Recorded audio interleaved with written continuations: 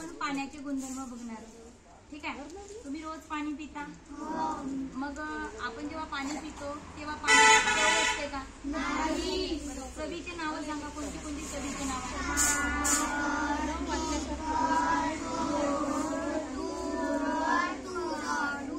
हा, खारट, गोड, कडू, तुरट, आंबट हे चव आहे.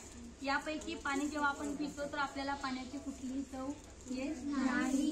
बर, मग आपण काय करूया, या पाण्यामध्ये मी थोडं पाणी घेतलं, या पाण्यामध्ये मी थोडंसं मीठ ऍड करते. मग आता मीठ ऍड केलं आणि हे जर आपण पाणी पिलं तर काय होणार? त्याची चव कशी लागणार? याच्यावरून आपण काय शिकतो की पाण्याला चव नाही, परंतु पाण्यामध्ये समजा आपण एखादा पदार्थ टाकला, मीठ टाकलं तर त्याची चव खारट येणार, खारट टाकलं तर कशी येणार? चव गोड येणार. ते पहिला गुणधर्म आहे की पाण्याला चव नसते. दुसरा आहे, पाण्याला रंग आहे का कोणता? इथं रंग दिसत आहे नाही.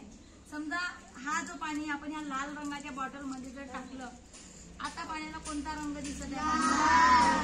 याचा अर्थ असा की पाण्याला रंग नसतो. पाणी ज्या ज्या रंगामध्ये आपण मिक्स केलो तो रंग पाण्याला प्राप्त होतो. ठीक आहे.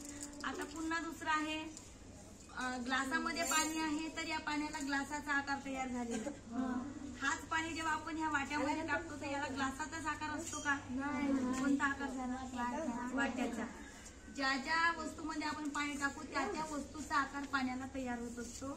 म्हणजेच पाण्याला आकार सुद्धा नाही. आकार सुद्धा नाही. आता मला सांगा, पाण्याची वास घेऊन बघा बरं. पाण्याची वास येते का? हे घे, वास घेऊन बघतो. असते का? नाही. पाण्याला वास सुद्धा नसते. म्हणजे आपण कोणते गुणधर्म शिकले पाण्याचे? पहिला गुणधर्म कोणता होता? पाण्याला चव नसते. दुसरा? पाण्याला आकार नसते. तिसरा? पाण्याला रंग नसते. चौथा?